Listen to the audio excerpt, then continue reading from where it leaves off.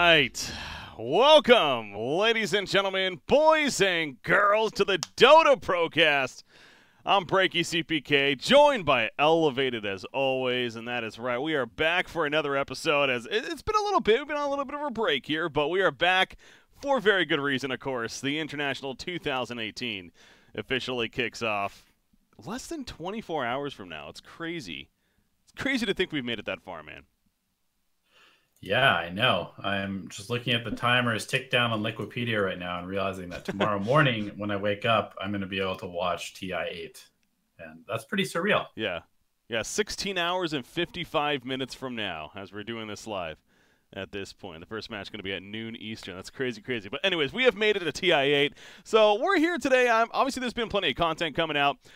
In fact, I got to say, Valve this year, especially right off the bat, Sir Action Slacks has been a big part of this, too, with the content creation. They've been doing a really good job. In the past, they haven't necessarily done as much as they're doing this year, where as far as the preparation for the event, they've put out recaps for all the teams that are, of course, going to be attending TI8 on top of, like, an overall season recap. It's really cool. I got the chance to watch it. I don't know if you got the chance to watch any of them, but it was a long season. A lot happened, so it was really cool to see them doing that. Yeah, it's funny because I think maybe like 2 days before they started putting those out with Slacks, I had tweeted about how like there wasn't any content and it's kind of disappointing. Like I wanted the teams to be kind of telling their stories as they go up to TI. You know, there's a bunch of teams and players that are going there for the first time this year, and it's really exciting. But there was no content, and I was like, you know, feed us. We haven't gotten any real especially with how much of a break months. there is. Yeah, exactly. So I'm really glad that Valve was like, all right, we heard what Elevated was saying. Let's go ahead and put out this series. We'll fly Slacks out here, record all this stuff in like a couple days just to appease him. And so I'm satisfied. Thank you, Valve, and thank you, Slacks, for doing that for me. They listened. Yeah, thank God they listened to us, especially. We know they watch our show every single time and take our feedback there. No, yeah, it's, again, I think the reason why they're doing it, though, this season, to be fair, is because it's the official first season of this new Dota 2 Pro circuit, right? Where in the past, the International was always just the end to a season of third-party tournaments.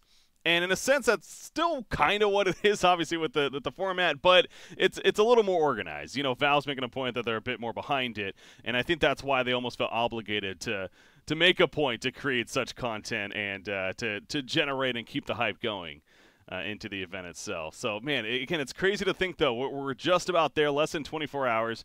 18 teams are going to be competing for, right now, what is just over a $24 million prize pool. So, a little bit less than last year still, but still very impressive nonetheless. But, however, they did announce that the first place team is going to be taking home a cool $10 million on top of that. It's a lot of money. So, I mean, that's the thing, right? Okay, so what if we don't actually make it over last year's prize pool? Yeah. You know, are the pro players going to be homeless? Are they going to be, you know, begging for change on the streets? No way. Everybody all the way down through 18th, it looks like, gets paid. And even those like lower tier levels of payment is still decent money for somebody. I mean, even, you know, the orgs are obviously going to take a cut of that, but you got to remember that, you know, we're playing a video game, and this is something that didn't exist as a professional career, like, you know, 10 years ago even. So I'm sure that there will be some sort of like dead game hype train or counter hype train rolling throughout, you know, the event from just the naysayers. But like, let's be honest, we have, you know, and that's the thing about this DPC. It's a good point that you said that Valve seems to be a little bit more behind it. And honestly, it just kind of feels like they've been sort of beta testing like the entire Dota Pro scene. Like when it first came out, it was just as a marketing ploy. It's a $1 million tournament, this new game that we're launching. And then they realized that, oh my God, people really love this professional scene of our game. And so it's just kind of been slowly developing. And I know there's lots of people that are very, you know, anti some of the things that Valve has been doing, but let's be honest, like Major League Baseball, the NFL, the Premier League did not just come into existence, and they were not perfect the first season or even the first 10 seasons that they existed, and they're still evolving as leagues. So the DPC, whether it's going to be around in 20 years or not, who knows? But it takes a while to get something right. And I think that the fact that we're still willing to support it as much as we are as fans, $24 million, that's insane. That is so much fan support. That you can't help but be excited by this. I mean, a couple things on that. First off, the idea that Valve is at least doing something, right? They are showing that they are willing to even adapt. Again, we've already had the new rules and the new format for next season. There's still maybe a couple things in there where you're still a little bit questionable about, but they have made improvements in a lot of ways. Some of the critiques that we had from the previous season, they did make better of for the following season. So they are making improvements there. But on top of we're sitting here talking about this whole $24+ million prize pool. To be fair, it still is going up. There still is a chance to actually increase, I believe, until tomorrow morning. And by the way, last year's prize pool was $24.7 million. Right now, it's currently at what is it at? 24.3, I think. 24.3. Yeah, I'm looking at in-game right now. 24.322. Go figure. That's what it's exactly at right now. So it's $400,000 still, but at the same time, it's very, very close. But that's something that we have talked about. We've talked about the hypothetical as well earlier on in the season. What if this year isn't as much, yada, yada. Frankly, I again, as you're kind of stressing, I don't think that's that big of a deal. Like I said, there will be the trolls out there that will try to make it seem like a huge deal, but the fact that we could still even get just about the same, and it could still even surpass it. Anyways, it's a lot of money. The first place team is going to be taking home at least $10.7 million. Again, that could even still continue to go up. Just crazy to think about. Now, who that team will be, well, there's 18 teams that are going to TI. Obviously, only one of them will be able to claim that in the end. And that's, again, what we're here today is just to kind of go over TI as a whole, not like very in-depth necessarily. There's plenty of content, like I've said, out there already for that, but kind of give our take on the situation and just really get you guys extra hype and extra ready starting tomorrow, once again, with the group stages. So I think it makes sense to kick it all off with the group stages. That being said, in terms of the groups were actually announced yesterday, if I'm not mistaken, as far as who was in which group. And let me pull it up here once again real quickly. But so here you go. These groups were just announced yesterday. Now, standings data not available. What? I just had to load it. Anyways, I'll go to I was pulling it up on their own side. I think they're having an issue right now, though. That's kind of funny. Yeah, Dota seems to be offline. Yeah. Just go figure. Perfect timing. Anyways, okay. It's the fix is in. They're pumping the prize pool right now. Yeah, it's offline. All of a sudden, it's going to come back. It's like $30 million pro. Whoa, what? Cool. Thanks, Gaben. So here you go. Well, you can always rely on Liquipedia. So pulling up Liquipedia. Group A and Group B, of course, it's 2 groups, 9 teams in each group. Quick math says that's so. Obviously, every team makes it out but one. The top 4 advance on to the winner's bracket, and then the bottom 4 move on to the loser's bracket. And again, the bottom team will be eliminated at the end of the group stages. I think that's fair. How do you feel about there just being one team from each group being eliminated? I think that's, isn't it? I'm trying to think. Wasn't last year the same way? Let me pull it up real quickly, if I'm not mistaken. But yeah, it was the same way last year. I was gonna say, and I thought it was fine last year. I think it's fine this year. To me, because especially it's best of 2 in each match, so you're literally playing. What is that? You play 8 opponents. That's 16 games. You get to play 16 games to then try to still advance on. And yes, that means then you don't get to play in the arena itself if you don't make it onto the main event. But I am fine with that. I think that makes sense. You're still getting $60,000 in prize money despite being the ultimate last place team. So I'm all for it. Yeah, I agree. I mean, I think at that point, it'll be pretty clear that one team doesn't belong like in the upper bracket. Yeah. So,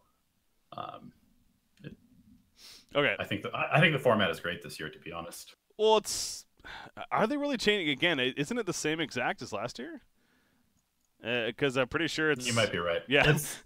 Why? Don't change what ain't broken, right? Like, why I guess I'm just saying that because we've had so many people, and we've had lots of discussions about the variety of questionable formats that we've had this year. So yeah. Well, the international, you would hope that they know what they're doing. I guess, Right. like, the one thing you could argue, maybe I still would have liked to see more.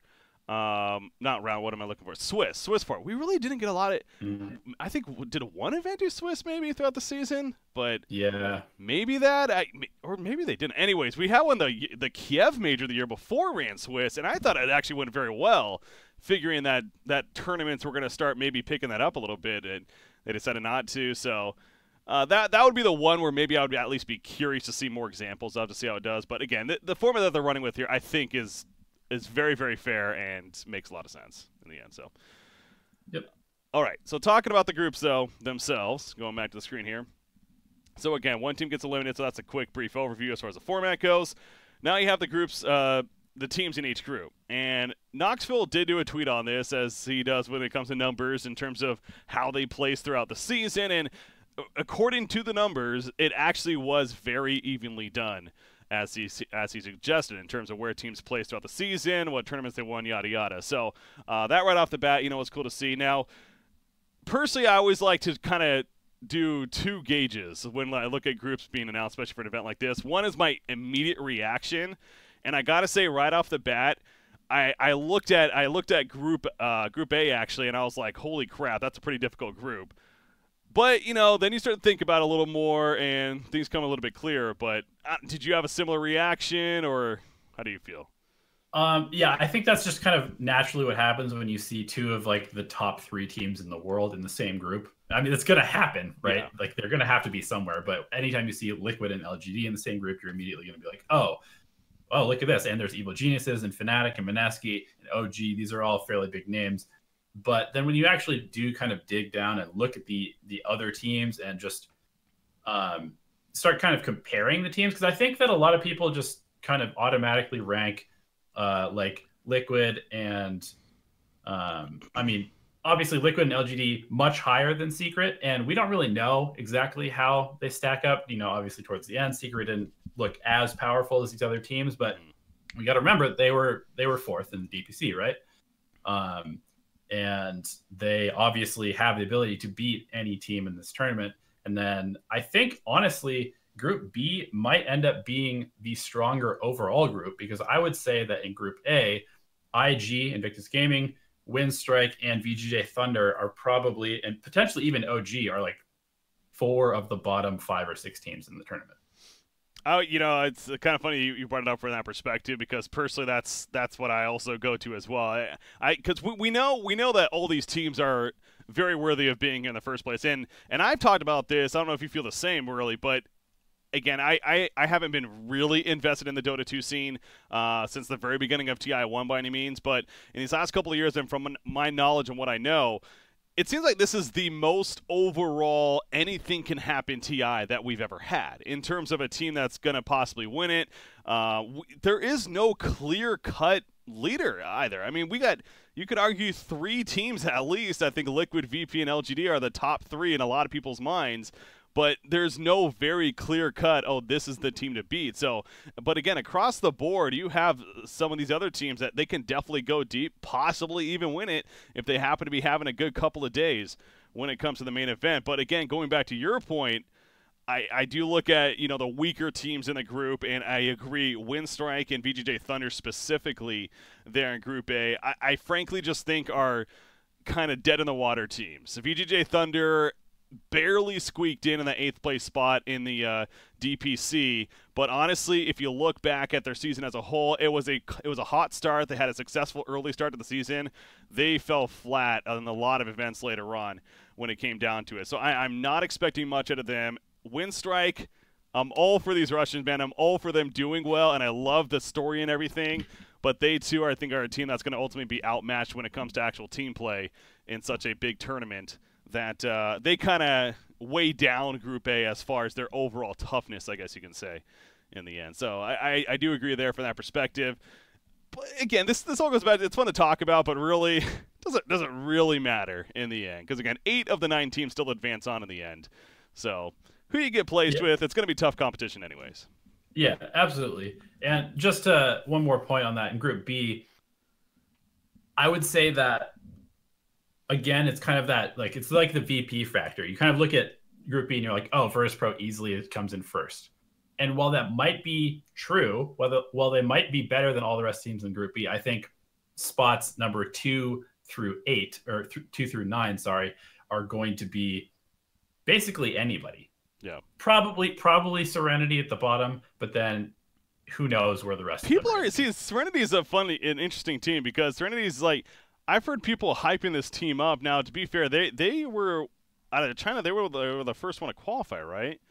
They were the first ones in the China qualifier, and immediately, of course, a no-name team from the Open qualifiers coming out of the China qualifier evokes feelings of wings, especially when they're picking like kind of less meta heroes at times. You know, they were running a lot of Silencer. They were running a lot of like Void Elder Titan, and I went back and watched a couple of their games today just because I was trying to like remember whether they were actually a really hype team or not. And I gotta say that they were impressive in the way that they team fought, and they were very kind of like single-minded in terms of whether they would engage or disengage, and that was very impressive to me. But this is not Wings. Like that's my professional unprofessional opinion, is that this is not Wings. I don't think that they're going to do that well. I think they're going to get exposed by these aggressive teams that they're going to play against, because all of the drafts that I looked at for the entire qualifiers were pretty damn greedy. Like they were all like 3 core plus a greedy support lineups, and I think that you're going to get heavily exposed on the international stage. And you know, you look at also back at the China qualifiers. Remember, plenty of, I want to say 5 teams got an invite off the bat because of how they placed in EPC. So obviously it was a little bit weaker field than usual. In fact, I'll pull it up for you guys just to remind you. Now, they did have to defeat LFY, but again, this wasn't the same LFY from last season's TI by any means. They had a really struggle this season. They looked pretty awful, as you're mentioning there. And then they beat Invictus Gaming, which is a solid squad, no doubt, but you know, in a 1 best-of-3 right there. So yeah, let's hold the horses on suggesting that this is the Wings Gaming of 2 years later by any means. But hey, as I always like to go back to, I would love to be surprised. I really would. And they are potentially a team that could be one of those dark horse teams that maybe we just don't know enough about in the end. But so let's talk about this now. Let's talk about kind of quick predictions here as far as each of the groups. So if we had to say one team from each group is, I mean, obviously that's going to be the case. One team is going to be eliminated from each group. Which are you leaning towards for Group A and Group B? The eliminated team? Yeah. I think that Group A is going to most likely be Invictus Gaming that gets eliminated, with a secondary being either Windstrike or OG.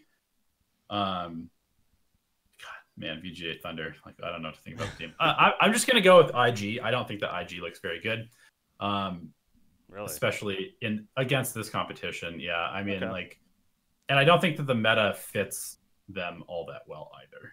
So I would say IG, if I just have to pick one. And then in Group B, I'm going to say, I think I'm going to go with Team Serenity. Yeah, see, Group B is because now Group A for me, it's VGJ Thunder. I stand by. This has been a team that has been a fairly disappointment, you know, again, in the later part of the season especially, and I really think they're going to fall flat going into TI here, and I expect them to be the team knocked down in Group A. No doubt. Now, Group B, it is much tougher for me. You know, Serenity, maybe it's me kind of getting on this hype train a little bit as we're just talking about them, but I would think that that's going to, you know, perhaps propel them enough to not actually get eliminated. I mean, obviously you got Pain Gaming there. Now, part of me doesn't want to say Pain Gaming because, you know, I want to see them do well, but it's still a team that, you know, has struggled in a lot of ways on the international scene. Yes, they've had some results, and they, in the later part, picking up Weeha and everything, obviously made things great for them. But this is very difficult overall competition. And when I look at that team list right there, like, unless Newbie just completely falls flat this event, that's not going to happen. And there's no way I see two of my American teams going out, an Optic and VGJ Storm. So I'm going to lean towards Pain Gaming getting eliminated out of Group B. Yeah. Wow. I think that Pain's going to actually have a pretty good showing at TI, like, overall. The hype is real with them, man. They're outside of Windstrike. I think they perhaps even more than win streak in a lot of ways. Like the storyline, the hype behind them is definitely it's a pretty big deal, representing that country down there. Really, Yeah, South America as a whole. I will say this, and this is not really a stretch to say this, but this is definitely the best South American team that we've ever seen. Oh, so, absolutely. I would love to see them, get top 8 and just really bring some more light and life to that South American scene, which is really one of the more thriving Dota scenes that exists at the moment. So it would be nice to have more money. Obviously Payne's not going to distribute the money, but have more money and attention going to the South Americans. And I don't know. I'm a believer, and I've heard other people say that they think that Payne is going to have a good TI as well. It's just, again, yeah, if you choose Payne advancing on, then you're almost suggesting that Serenity is going to get knocked out, like you did say, to be fair. And again, that's not a stretch by any means, but it is China's year, so I don't know. It's just always silly to bring that up, but man, that is a tough Group B, though. It is China's year, and you've got 3 or 4 other Chinese teams that are better than Team Serenity. You got plenty of other Chinese teams that'll represent very well, I'm sure. Now, I don't want to sit here and predict every single place by any means, but you know what? I guess we could get a top seed, and almost like last year we're right, where LFY they went undefeated, if I remember correctly, or maybe they dropped one game in the very end. But they got them first place. They just went on a crazy hot streak. So, yeah, I guess from each group, then, who are we looking at then to do very well? I'm gonna go. Actually, I think that EG is gonna be the top seed in Group A. And I just say that because I always feel like Liquid tends to start a little slow at these big events. I'm not saying they're gonna be lower bracket, but they never really seem to just kind of perfect the group stages. They're always, they lose a couple games here and there, and they kind of feel out the meta. I feel experiment a little bit more. So I don't think that Liquid is going to be the top seed. And then between PSG, LGD, and EG, and Fnatic, and Mineski, I don't know. I just have this feeling that EG is going to come out number 1 in the group stages, and then PSG, LGD will be top 4. But I also feel like they're a team that has the potential to lose a game here or there to a team that they're not supposed to lose to. Yeah. And again, when it comes to groups, it's a lot of these teams are going to be played as long as they get top 4, they'll be happy. Getting the overall top seed, sure, that helps because then you place the 4th place in the group, but getting top 4, getting to the winner's bracket, that's what truly matters. So it could be a lot of variance there, no doubt. Did you get Group B? Sorry. Oh, I didn't do Group B. I mean, Virtus Pro. Just simple there, just straight Virtus Pro. Just going to be boring about it and say get it out of the way. Yeah, it's interesting thing with VP. I was going to bring this up a little bit, but might as well now. Worth reiterating this. Yes, they won a lot of events this season. They did not win a double elimination tournament, however, this season. So obviously TI and his double elimination. Now, if you go all the way through the winner's bracket, then you don't necessarily need to worry about that, of course. But there's even if you get to the grand finals, then you have to face the lower bracket team. So I'm not saying that's setting up or something here necessarily, but it's an interesting stat to look at when it comes to how this dominant season went for Virtus Pro, no doubt. But that is kind of the one asterisk right there, if you had to give them a little bit. But they shook it up. They're purple now, so they're completely different team. Dear God, that's right. Oh, you just brought. Oh my gosh, my I cannot. Why? Why did they? I understand why they changed it. It was a pure sponsorship thing, but from my understanding, it was. Yeah, they picked up a new sponsorship that caused them to change their logo color, like OG style, okay. like Red Bull. Yeah. I don't know exactly which one it was that they picked up that made them do that, but either way, because of it, now I'll say if it was because of that, then dear God, it was a horrible decision. Because the orange, when you think Virtus Pro, at least for me, I think that orange part of the logo specifically is what stands out for Virtus Pro to me. So, for sure, it'd be like the Lakers going from their golden yellow jerseys to well, they used to be, they call them our purple still, but like green or something, some random completely different color. It's wait, what are you guys doing? It doesn't make any sense. So, So I don't know why they did so that. I just clicked on their sponsors, and Megaphone appears to also be the same Oh, purple okay. and teal color. So I would assume that's who it is. Um, I don't know. It's a Russian phone Can't really tell. sales company. Yeah, so I don't really know. Why? But yeah, I mean, it seems to be like an across the board full rebranding of the entire Virtus Pro to be purple. The timing's so like off as well for if they did like the new season, okay, but going into TI, why would you mess with something like that when you're going to the biggest tournament? It really shouldn't affect anything. I know I'm completely overreacting here, but it really irked me, man. I just the new logo, the new color. I can't be a fan of VP anymore. I never really was a crazy fan, but they're going down. They're going to get eliminated in the group stages now. No. Now, with all that said, they are winning Group B. I agree with you there. They've been just so consistently good. They no doubt are taking this very seriously. Like they know that this is their tournament in a lot of ways. So I assume they're going to come out swinging, and it's going to be an impressive group stages. For Group A, EG really. I definitely don't see EG getting first. I completely disagree there. I guess I would have to go with LGD. Because part of me wants to go with Liquid, but I do agree with you that when it comes to, especially these group stages, not necessarily...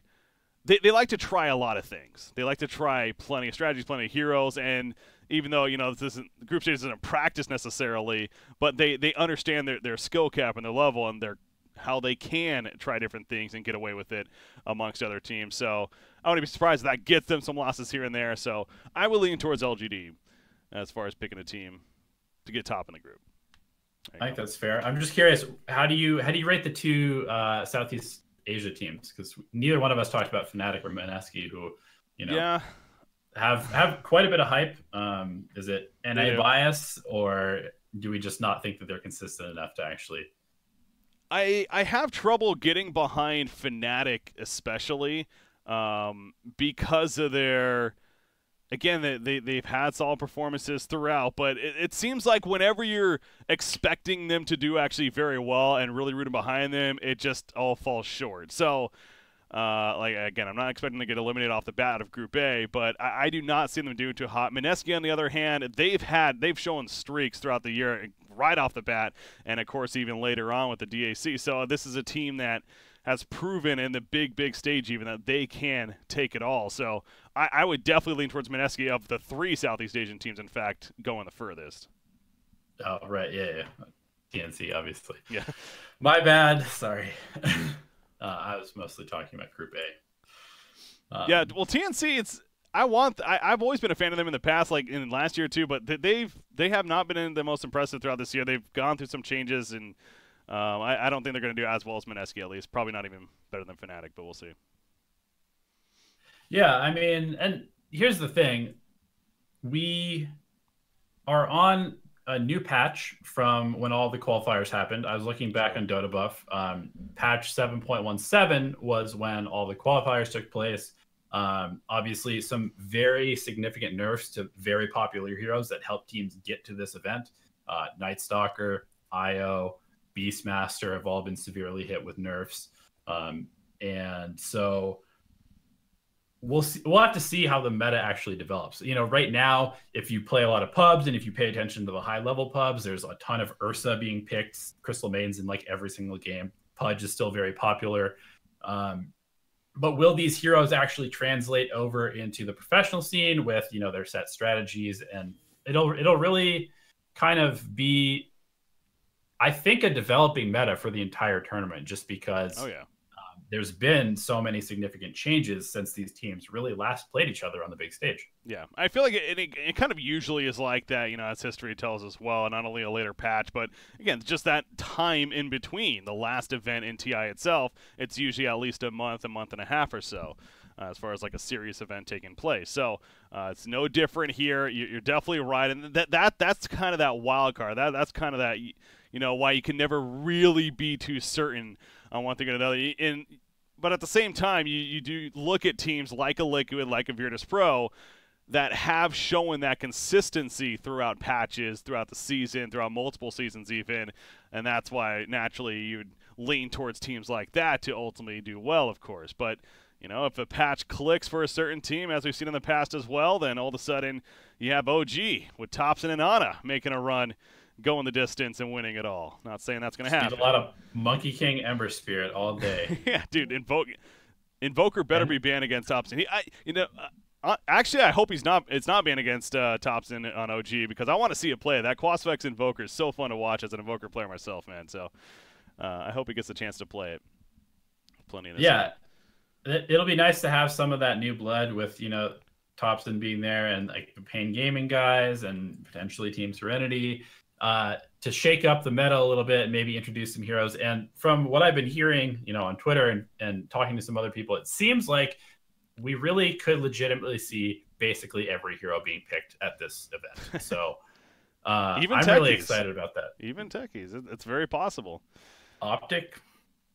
Yeah, that's true. That's true. That they would be one team secrets. Another that comes to mind as a possibility. There's a couple teams that you definitely would expect that kind of quote unquote cheese strategy to come out, especially again with 16 games to play in the group stages. That's an insane amount of games. That's like more games than teams played in like 2 or 3 events throughout the whole year combined. Yeah. So yeah, we're in for a very heavy dose of Dota for the next 2 weeks. And it starts tomorrow. I love it. On the other side, as we're kind of just going through different categories here, I guess. In North America, on the other side, you already mentioned you have high hopes for EG. I've never truly been sold on EG these last couple of years. Now, again, with Fly and S4 joining, I do have more hope for them, and I could see them doing well, but I'm still not sold on them just yet. On the other side, you have NA teams in Optic and, of course, VGJ Storm. Now, I guess kind of a fun wildcard question could be which team will go further, right? Because for me, at least, just even thinking about that question is so tough to answer, because they're very similar teams. I think you could almost argue they went through some roster changes throughout the year that ultimately played out for the better in the later part. I think it's safe to say they have great management around. Like they're both very similar, even play style teams to an extent too. So I really don't know what to say as far as which team will go further. Yeah, it's definitely hard to say. I mean, I wouldn't say that they're super similar. I think that Optic really enables 33, and VGJ Storm is a fairly 4-protect-1 style team around Resolution. That's fair, yeah. And that creates a very interesting stylistic difference in this meta, because the offlane is kind of like the safe lane now. Like, we're seeing a lot of really, really abusive offlaners or offlane duos. We're even seeing like Wraith King now being a very heavily contested offlaner. You put him there with a good aggressive support, and he's obviously a hero that transitions well into a late game carry. Obviously 33 kind of ends up being the carry of Optic a lot of the time with Broodmother, Visage, those kind of heroes. So stylistically, I wouldn't really say that they're the same, but I think their placing and like how I would rank them is, I mean, it's a total toss-up for me, because on one hand, you've got PPD's drafting, you've got their very sort of cohesive, well put together strategies and play style, and then VGJ Storm, you kind of have like very flashy, high-low performance star players, and a very sort of like enabling those star players to do their job as well. I think that I would probably say that Optic has a better chance, because drafting is so important. But again, this is Resolution on a TI stage. We see nobody does like every year. Well, let's not. You mentioned drafting being a big part, which I don't disagree with at all. And obviously, PPD, TI winner, and everything. Yes, he has that prestige, but SVG is a fantastic captain in his own right over there for VGJ Storm. So just because he hasn't won a TI doesn't necessarily mean it's not going to be just about on level, if not on level, as far as the drafting goes. I think they both just are very, very solid teams across the board. That's more so what I meant. You are right that in the play style specifically, obviously when you have a player like Resolution, you're naturally going to play around him when it comes to your strategy being involved. But yeah, like you said at the end there too, that I think is the difference maker enough for me, the resolution factor. We've seen him just last year, of course, with Team Empire against EG, specifically, essentially carry that team to a victory over EG, living up to that carry name. And he's been one of the best players throughout history as far as in that carry role, at least in these last 2 or 3 years. So I think that is going to be enough to get PGJ Storm a potentially further run than an Optic Gaming. But, yeah, it is a toss-up, no doubt, and both these teams could either do very well or not too well in the end. So yep. Every time I just glance over at that group, though, I'm thinking to myself, like, well, who would they be? God, it's like it's just going to be – it tough. could go so many different ways. It's like you have VP, you expect them to be on top, and then it's just 2 through 9. What the hell is going to happen, man? In Group B especially. It's crazy, and it all starts tomorrow once again. All right, I think that covers pretty much all the storylines there. That's worth pointing out. Maybe one more that just kind of comes to mind. Newbie, defending runner-ups. Hey, they finished what? I mean, they finished what, 4th place? I want to say in the circuit. So it's not like they had a horrible season by any means. Okay, they finished 7th. I lied. They were 4th earlier on. They did drop all the way down to 7th. So. I didn't realize they dropped that far, but yeah, it makes sense. Neither did I. Now that I'm mentioning it, though, it does kind of make sense. Yeah, what kind of Newbie are we going to see? Because Wickrim actually posted a results from a poll that he took on both the Twitter side as well as the Weibo side, which is basically the Facebook, Twitter of China over there. And the China one specifically, I think Newbie was the 2nd most expected team to do well or something like that, 2nd or 3rd. So they still believe that Newbie's going to be this fantastic team and represent them well. I think you and I are kind of both on the side of, I don't know. They've had their struggles this year. Yeah, I mean, they have the pedigree, obviously. They have the same lineup that they've had, and they have incredible players at all their positions, but we just really haven't seen them. I feel like we haven't really seen them evolve in the last year. And the game has certainly evolved since the beginning of the year. It's evolved in the last 3 months. And so it really is just a matter of whether they can take those skilled players and translate them into whatever the current meta is, because they haven't really seemed to be able to do that, at least for the second half of the season. And maybe that kind of change from a heavy roaming meta to this 2-1-2 that we're seeing a lot now is heavily affecting them. I don't really know, but I know that Kaka is a player that likes to play the roaming heroes and set up his team and be very active on the map. And now it's a little bit harder to do that. So a lot of the time, it's really just a stylistic thing. And, this team doesn't really seem to be changing their style enough yet. Yeah, maybe I haven't been watching them enough, but, just what you even said right there in the beginning, talking about Newbie and how they just haven't changed really, haven't adapted, haven't evolved. SCCC was probably one of the best mid players in my eyes when I saw him last year for the later part of the season and in TI7. This year, though, I don't know if I'd put him in my top 5, let alone, probably top 10 at that point. But, yeah, I don't know about top 5 at this point, just off the top of my head. So I think that's just kind of one of those examples to where the team has kind of gotten a little stagnant throughout this season. But who knows? Again, you break out of the mold.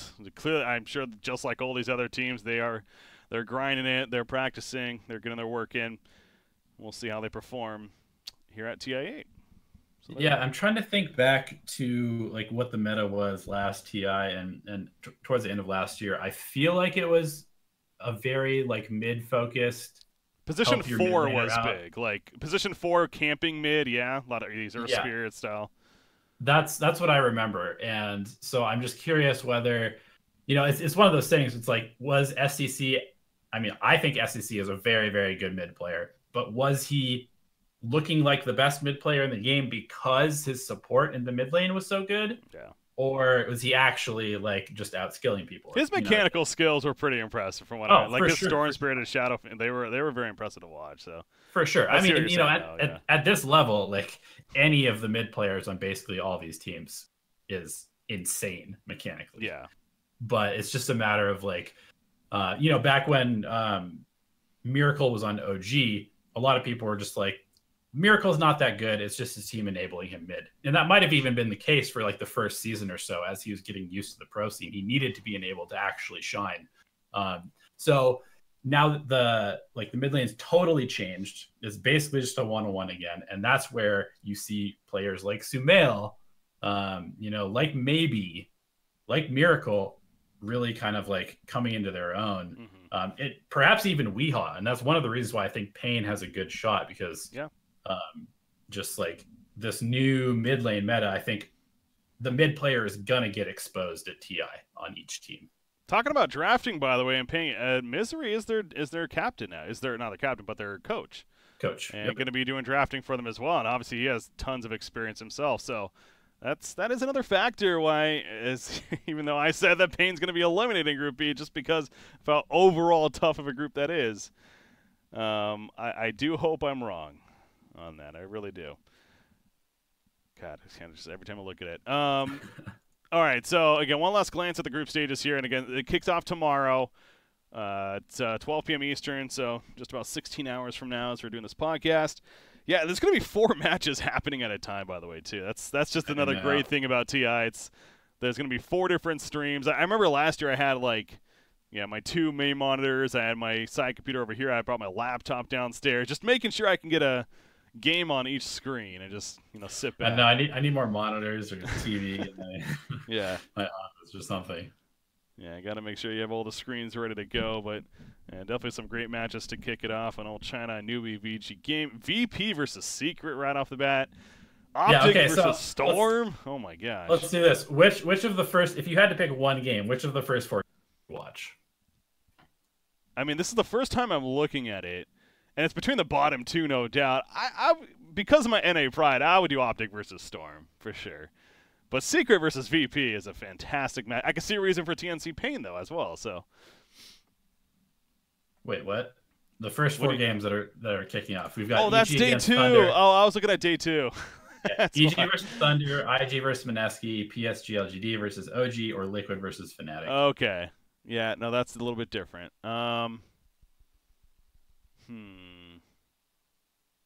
Honestly, I'm excited for day 2. No, but day 1,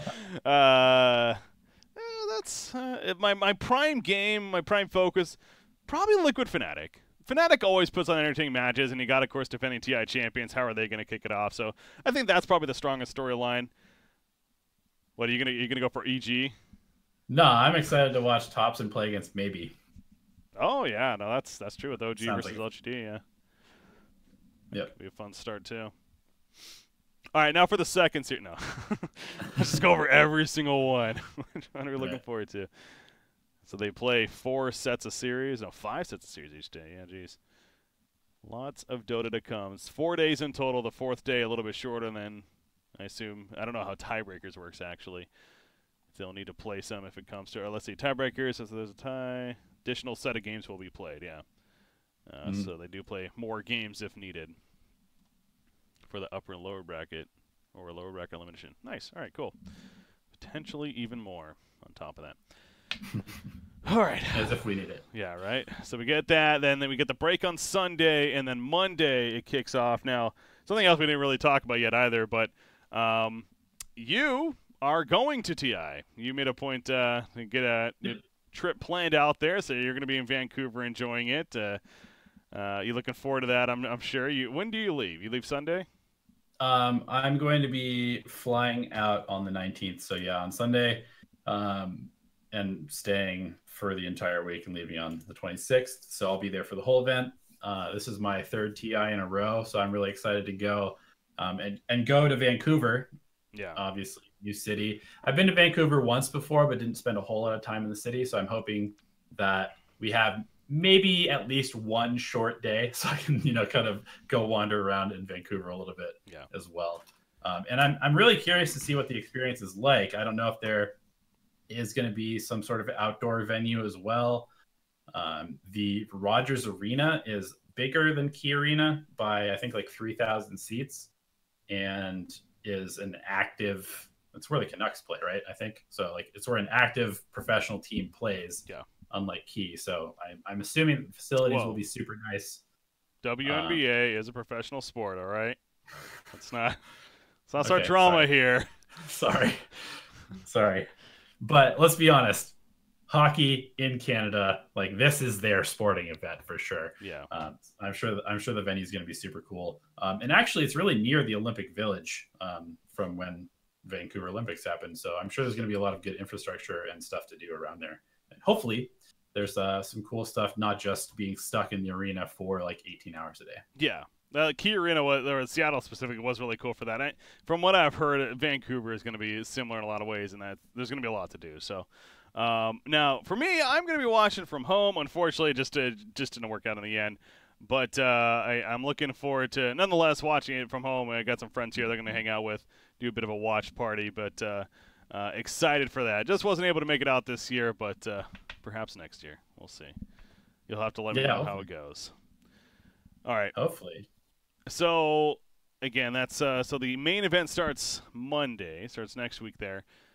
So what I figured would make sense to do today as well would go over predictions, because no one else does that. And so I figured, well, let's be unique, and let's go over predictions within the Compendium. There's totally no other. I hope these go faster than the ones that Jenkins and I did. Oh, you actually did with Jenkins before, yeah? Yeah, we were like, oh, let's just quickly go through these. And like 45 minutes to an hour later, we're like, oh my God, what have we been doing? Yeah, see, well, that's the thing. Let's keep it upbeat here, because I think it's safe to say, obviously I was being sarcastic. Plenty of people do this. Plenty of all the talent and people in the scene do this. So if you're coming to us for this, it's your fault, frankly, for listening to what I have to say, let alone elevated on these predictions. So. But no, we'll have fun with it at least. These are my personal, but I actually haven't done them even in game, as you can see. So figured I would save it for this time. And it looks like we are back online. Thank God. I was worried there that kind of the offline issue. Okay, so we'll start from the beginning. Start with the heroes. Start with the most picked hero of Dota 2 TI8. Techies it is. No. Well, so usually it's what? It's leaned towards a support, right? And God. Yeah, it's a support or one of those like triple threat off lane carry mid heroes that's picked every game, but not too OP to be banned. Yeah. So, like, maybe Mirana or something like that. But I think Mirana's actually a decent one, yeah. Pretty safe bet. Crystal Maiden, really? Who knows? Maybe CM will be banned a lot. I don't know, but it's picked like it's the most picked hero in all of high level Dota at the moment. Just because of how good it is. Crystal Maiden, it always seems like, yeah, we always go back to her at these big events, no matter like where the meta's at. All right, we'll choose CM. Most banned hero. I say we. I mean, really, it's mine here, but you're helping me out. Yeah, you do the. Give me suggestions, I guess. You do the hard work. I don't want to influence you too much, because who knows if mine are right or not. All right, most banned hero, an IO would be right off the bat. What do I lean towards for a lot of teams? Even with that relocate change? I mean... I guess with the relocate change, it's not as scary. That's true. Who knows? Our team's still banned. See, that's the thing. It's like we haven't really... Man, it's tough. We haven't had a lot of Dota to really determine that. Yeah, I went back and looked at the ban rates for the qualifiers, and it was, a lot of Chen, a lot of IO, a lot of Night Stalker, Lycan, of those heroes. I mean, Lycan got nerfed, but he's still probably a pretty good hero. And then, it kind of depends on whether pro teams are still thinking that IO is good enough just because of the sustain that it provides, and relocate is just like an extra thing that you don't really need to make the hero insanely good. Yeah. I like Night Stalker Chen. I think I'm going to go with Chen. Because I think most teams, especially at this level, like they have a Chen player. And if they are able to pick up a Chen player, then you're in for some problems usually. So, we'll go with Chen. Heroes with highest win rate, minimum of 5 games. So this is always that interesting one. It's like, do you pick a hero that's maybe only going to play 5 or 6 games, somehow get in there? That seems to be the best bet, honestly, from what I remember. Like Morphling, I think, won this last year or something like that. It's okay. A hero that was picked, and it was like last picked and super like this could be Broodmother very easily, or like a Meepo or something like that. Yeah, one of the cheesy heroes for sure. Yeah, I went with Magnus, just kind of like a little bit off the wall. Okay. Yeah, But going off that same sort of thing, where I think it's going to be picked like in the right scenarios and provide enough impact. But that seems to be the way to get this one right, is to pick one of those that's only going to be picked like 5 or 6 times. So I want to go Meepo, but I almost want to go Huskar, honestly. Might be a decent pick. Yeah, he seems like one of those that if they happen at, like, if you pick up Huskar for a Huskar game, then good luck defeating that. So, yeah, I'm going to go with Huskar. It's a question, will he actually be played 5 times, honestly? He's on the cusp there, I think, but I'll put in the chips for him. Hero was highest kill average. Minimum 5 games played. Highest kill. So you have to actually get the kill. That's the big thing too. Not a hero that goes around assisting a lot. That gets the actual. I went with Ursa. And this might be one of those things where Ursa's picked too much to actually be the highest kill average, but I mean that's like all the hero does. Like, it's the only purpose for the hero is to kill other heroes. So that's what I went with. But it could be like PA. It could be, I almost like Storm Spirit, but yeah, he's one of those that's maybe played too much. Meepo could be another one. Even Huskar, Monkey King, something like that. Queen of Pain, perhaps. Well, I could go all in on Huskar, yeah. Really get some chips if that works out. I'm gonna go Phantom Assassin.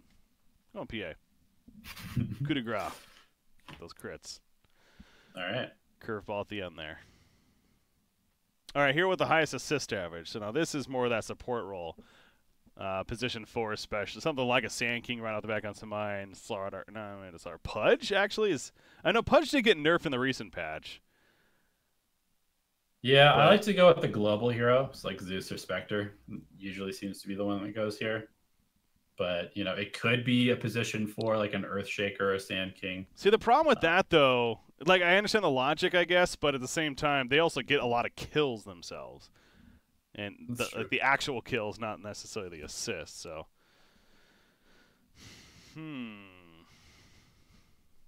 Or like any Radiance carrier or something like that. I don't know. Tinker even. Tinker gets a lot of kills, but he also gets a lot of assists.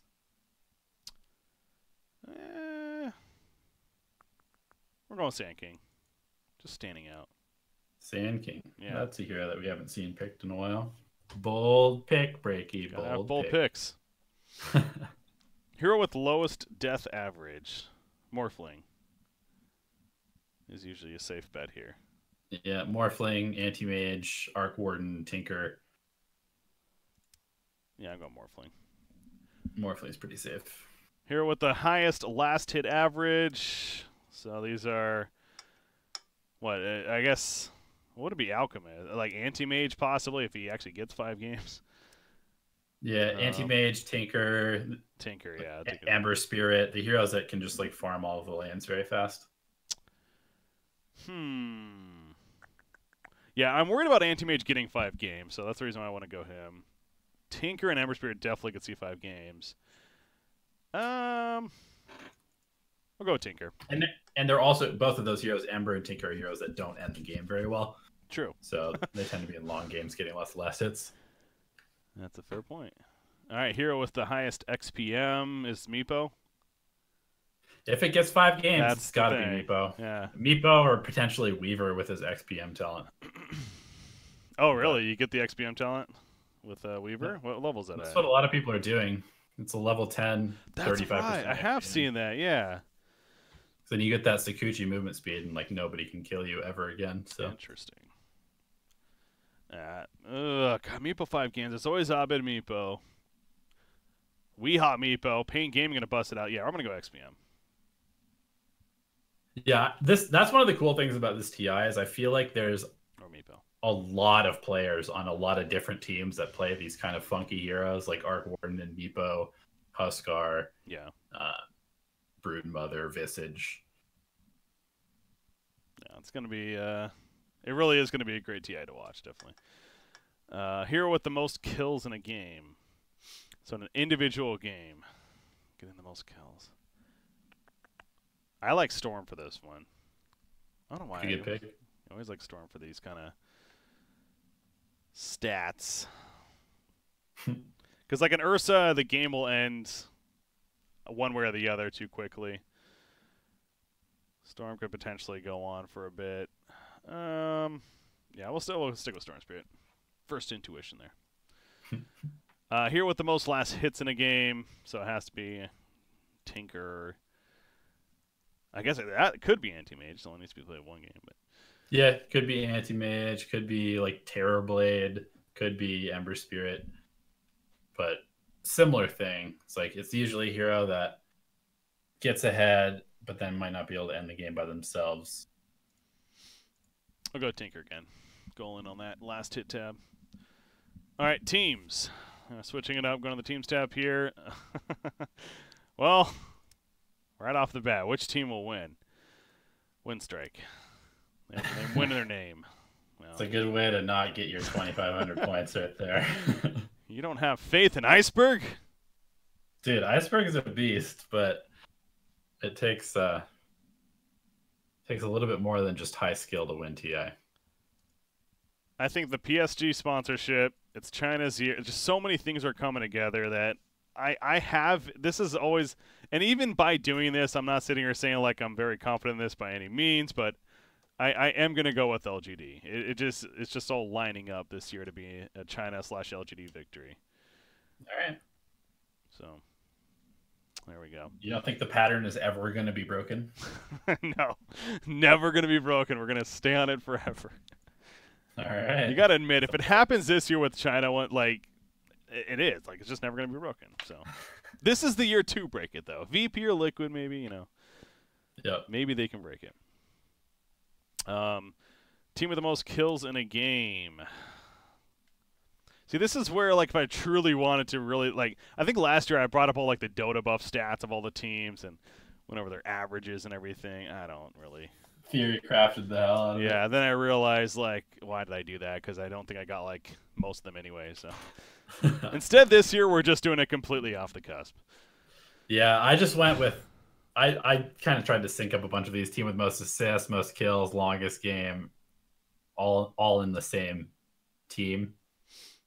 Just because I figured those kind of all would tend to be in the same one. Most kills is an interesting one, though, because it's like, obviously you'd expect it has to be a team that does well on top of perhaps a little bit longer games. Right. And honestly, off the bat, the team that comes to mind with that is Fnatic. Now, well, the one that's like, will they do well? It's a little, but as far as the longer games, absolutely Fnatic. So you got to believe that there's going to be some like 2-hour Fnatic game with Abed on Tinker with like, 35 kills and like 1,200 last hits or something ridiculous. Oh, that was the kills in an actual individual. I didn't even realize that. I thought that was the average. Okay, so the average one I'm going for Fnatic. The individual game, I mean, I suppose then, yeah, you might as well just go Fnatic then too, like you're saying. Just keep the synergy. Sure, I'll do that. Team with the... Oh no, I'm influencing you too much. It's better be right happening. Team with the fewest deaths in a game. I think Virtus Pro has that. There's going to be a game where they just absolutely annihilate somebody. Right, like 15-minute victory, 12-1 or something like that, 20-1. Yeah. All right, team with the most assists in a game. Fnatic. I mean, it makes sense logically, right? Yeah. Longest game should be most kills and most assists. Team with the longest game, Fnatic. Oh God, there's so much yellow and Fnatic on my screen. Team that wins the shortest game. So yeah, Virtus Pro. Team with the highest game length average. I mean, Fnatic. Boy, gonna win some chips here. I went with EG for that one. Yeah? But, yeah. And you think they're going to actually win the group with the highest game length average? Jeez. They're going to grind it out, man. These guys, of Dota. They have a lot to lose.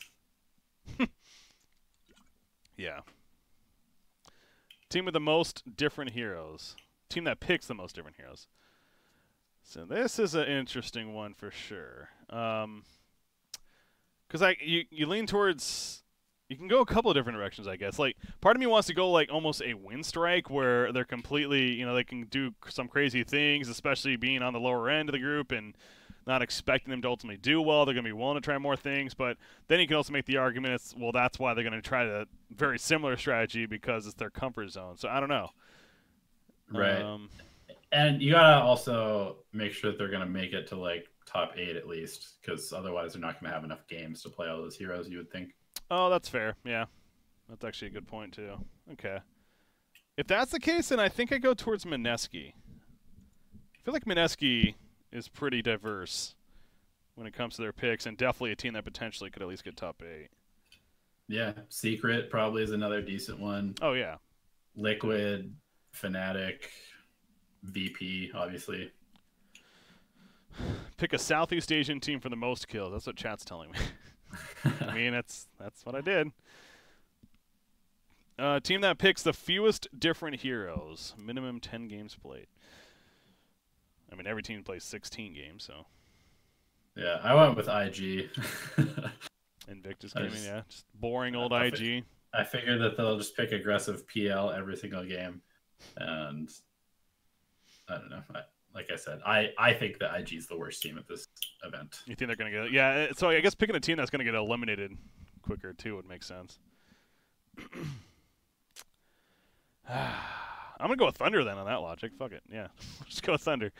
Yeah, whoever you like the least. Yeah, which I don't really like that much. Sure, they'll get knocked out anyways, so only so many games to play. All right, player predictions. Player with the highest kill average. Oh boy. Okay, so this is where it just gets like really. Player with the highest kill average. Highest individual kill average. So usually you lean towards a mid player, right? Because I mean, there are a couple of position 1 that are good, but. Tends to be mid. Tends to be people that play like Storm and Tinker and Ember Spirit, Queen of Pain, that kind of stuff. I like mid 1, so I'm gonna go with mid 1. Just because. There you go. This is my analysis. It's just because because sometimes with predictions you just can't overthink them. All right, player with the most kills in a game. So yeah, who's gonna have that one Storm Spirit game? SCCC. It's gonna come through for Newbie. Newbie's one good game in the tournament. Come on now, no. I'm kidding. They'll have more than at least 2. God, they don't have a picture. Really? How do they not have CCNC's picture? Like PyCat, really? Like, there's some of these players I understand why they don't have a picture of, but PyCat, CCNC, come on, they've been around forever. Well, PyCat has. They just have to have his analyst, him in the suit up there. It's funny though, because you can clearly see that like Zai is wearing an EG jersey. I think PPD is too. That's funny. Oh yeah. That is funny. I think Fanta has a Cloud9 jersey in his. MSS definitely wearing Team NP. I remember. Oh yeah, that's what there. it is. And Envy and Pilot Eye definitely for sure. Oh, that's so good. It's funny you noticed that. Anywho, so what are we on? Player with the most kills in a game. I don't know. Most kills in an actual game. No one. Abed. Miracle. Sumail. Yeah, I'm going Paparazzi actually. I like Paparazzi. Or maybe even. Maybe is a pretty good one for that as well. You like maybe. You bring his name up a lot for good reason though. He's a very aggressive player. Yeah. Player with the lowest death average. Not maybe. Definitely not. Universe, dude. Offlaner with the lowest death average? Really? It has to be position 1. There's no way an offlaner gets that. I don't know. Carry's a pretty hard position these days. I think Ramses. That's a pretty good pick. Ramses, yeah. Player with the highest assist average, so either that. But then you could get really meta. It's like Is this team going to be eliminated really early, and they just have one player that doesn't die very much, and they get eliminated super early, and he has like a 0 death average in 16 games? I mean, you play 16 games, yeah. If somehow you have the lowest death average and you did not get, that just doesn't even make sense, yeah. So what is his highest assists? Yap God always comes to mind.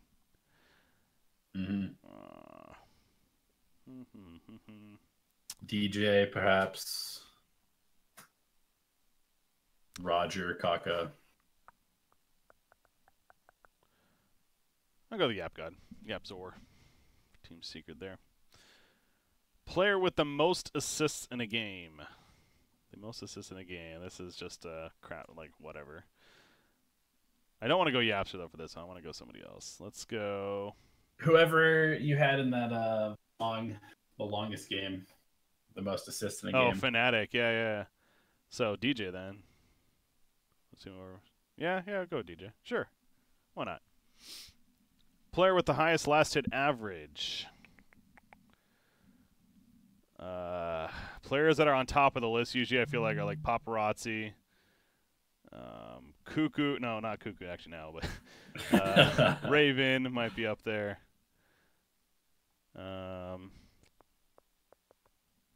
But yeah, if they don't do well, then probably not. Yeah, I don't know. Do you go with the carry, or do you go with somebody who's playing like Shadow Fiend and Tinker and Ember and those kind of heroes? Those mid players. Yeah, if I expect the Tinker to actually have the highest average, then maybe I should go with the mid. And who are the Tinker players? No one definitely stands out then. Yeah, actually I'll go with no one. I'll do that. Player with the most last hits in a game. So the long game, Eternal Envy. It's either him or EE Ember Spirit. Never forget. Actually, I'm gonna go with Abed. Yeah, sticking with the Fnatic theme, I'll go with Abed. I can do that. All right, player with the most GPM in a game. Most GPM in an individual game. Who's gonna play Alchemist? Somebody's gonna play Alchemist. I feel like Virtus Pro actually may play Alchemist. That's what I figured. There has to be at least one person that just has one of the same like 1200 GPM Alchemist games. Yeah. So I'll go with no one for that then. As well, yeah. Player with the highest GPM average. I mean, do I just go no one again? Or just go all in? Is no one really that much of a farmer? No, not really. Like yeah, Paparazzi or Miracle or something like that. Ramses kind of takes over. Yeah, I'll go Paparazzi again. Yeah. Player that plays the most different heroes. GH. Somebody on Liquid for this. I don't know. I feel like GH played like 4 heroes all of last TI. That's actually. But who knows? Obviously different meta.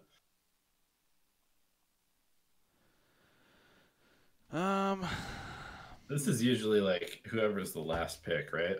On teams. I don't know. Whoever teams are prioritizing as their last pick. But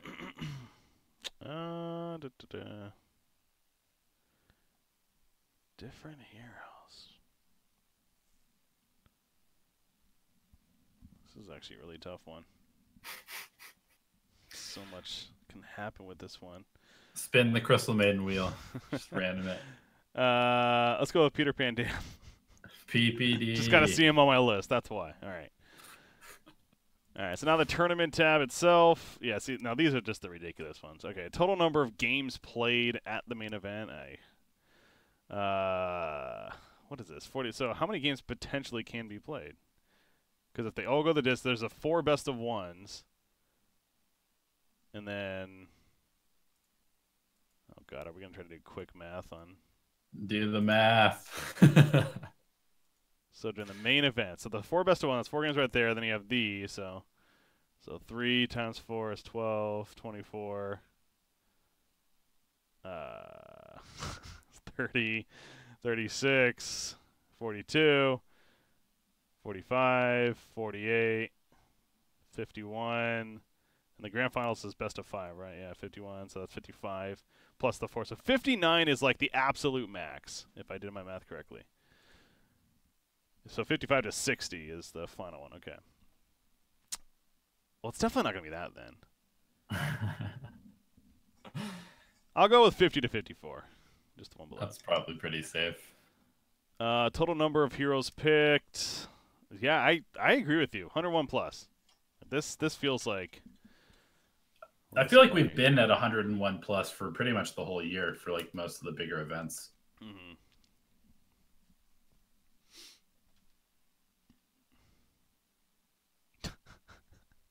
Actually followed just so I could express how disgusting these predictions are. I mean, this is in-depth prediction. You don't understand.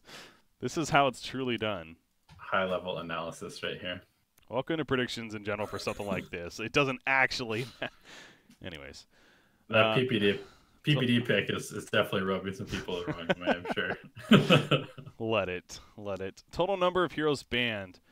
I feel like this is usually a little, like... It's not too high. I go 61 to 70, maybe? Sure, we'll do that. I don't even know if it's going to be 60 heroes banned, actually. Yeah, it should at least be that. Most combined total kills in a game. That 2-hour plus game that we predict is going to happen. Max it out, man. Just 121 plus. Yeah, it was 60 kills each. You know what? We're doing it. A game's going to happen. 121 plus. Longest game of the tournament, 2 hours plus. So 100 plus minutes, yes. Shortest game of the tournament. I mean, there's no way it's going to be below 15 minutes, right? 0 to 9:59. Yeah, that's just brutal. But 15 to 19:59, I think, is definitely potential.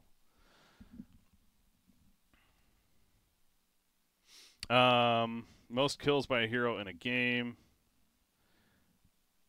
So that Storm Spirit is going to get, we'll do 20 to 22 kills. Actually, if that really long game, yeah, 26 plus. We gotta go on for that. Just max it out all the way across the board, man. In-depth analysis. Most deaths by a hero in a game. Pilot died in that Fnatic game that lasts 2 hours. I have to. Most assists by a hero in a game, 36 plus. Oh god, we're just all in. Highest GPM by a hero in a game. That Alchemist game. Is it going to beat 1,000? Yeah, it's like, does the Alchemist game happen or not, basically. Yeah. We'll do 1,000. We pretty much went all in for all of them, except a couple. Good. That's perfect. That's what you want. You want exciting, long games. Yeah, I'm just doing this for you guys. This is what I hope that happens. I'm doing my predictions based off, full entertainment value. None of this, what I really think is going to happen crap. Are you going to be playing the fantasy? I do plan to. I actually, speaking of that, I got my player cards here. I have a lot of dust. I need to actually redo it, or get hopefully some better gold cards. I do have some decent gold cards so far. Like I got a Roger, GH mid one, so I have a couple in here. But I do plan to do it. Yes. Nice. That's always fun. Yeah. The thing is, obviously, I can't really do it right now on stream because I don't have the actual cards I would use. Because it definitely matters. Like, you can't just base it just simply off the player. Ideally, you have to do it by what their card says, too. Yep. So, yeah, I definitely look forward to doing that, though. Do you have your roster set for tomorrow? No, I haven't even looked at it yet. Okay. Yeah, I mean, obviously, a good advice for it is try to take in consideration which teams are playing that day first, how many games they have that day, because I think it varies. For each of the teams. But if I'm not mistaken, it takes only 2 games from each day, like the top 2. Does this say here? Oh, yeah, I can't remember. There's definitely some kind of interesting details, and there are some stats that are weighted a little bit heavier than other ones, like observer word placement is like one of the best ways to get points. And a lot of people think that GPM and last hits are really important, but they're actually not. It's more all about kills and towers. Mm-hmm. So, Yeah, like in best of threes and best of fives, even it's only the top 2 games of best of threes and the top 3 games of best of fives count. So I think it is like that for. But the point is, like, so if a team's playing more games on that day, ideally you want a player from that team, so there's more chances to do better, you know, etc. Yeah. So yeah, anyways, I'll get around to doing that. All right. Oh, that's not what I wanted. That's what I wanted. Back to us. Back to us. So I think that that makes it good. We got, again, TI officially starting tomorrow with the group stages, and then the Sunday break, and then we come back with the main event, which starts on Monday. You're going to be there in person, elevated, flying out this weekend, so again, look forward to having some fun there, I'm sure. But any final thoughts as we are just about there, the TI8? Not really, man. I don't know. I just feel like this is going to be the best TI that we've had. And I think that all of the concerns about, you know, dead game and the prize pool not being as high and the concerns about the DPC, I think that now is the time that everybody just kind of needs to chill, just enjoy the really high level Dota. Yeah. And I'm actually really excited for the production surrounding this event as well. I think this is like the biggest talent list that we've ever had too, like across the board. Yeah, so, that's something I meant to bring up too. Actually, even the most recent one, DJ Wheat is going to be there now as well as one of like the 5 or 6 hosts that they have at the event. So it is really cool to see. Yeah, I'm excited. But yeah, so again, it starts tomorrow, guys. Looking forward to that. As far as whether or not we may do another show as the main event kicks off, again, I'll need to figure out Elevated. You're going to be there in person, so you'll have your busy schedule going on. But we'll figure that out. Either way, it's TI8, baby. We got TI8 finally here, just around the corner. Enjoy the next 2 weeks of some great Dota that'll be upon us, and we'll see how right my predictions were. Yeah, I'll definitely be like Snapchatting or Instagram storying my experience there, and I think I'm even going to write some blogs like every day, just talking about the games and the experience of being at the event. So if anybody wants to check that out, it'll be on the Dota Alchemy Instagram. I was going to say you can follow him specifically on his Twitter, which is right below his name, as is mine as well. So wrapping things up, though, for the DotA Procast. Hopefully you had some fun, guys. We did as well. And look forward to, once again, less than 24 hours. At noon Eastern tomorrow, TI8 kicks off. Dear God, I cannot wait. Super excited. The monitors are ready. All 4 of them for the 4 different streams. Beautiful. That are going to be happening. Yeah, me personally, by the way, I'm actually going to be most likely streaming at least parts of it while talking about the matches, while possibly playing some other games on stream itself. But so I might do a hangout session basically on my own personal stream if you guys would like to join there, or, you know, whatever you may like to do. Okay. There we go, though. Wrapping things up officially from Elevated to myself, BreakyCPK. Have a good night, guys. Enjoy TI8. We'll see you next time. Until then, peace.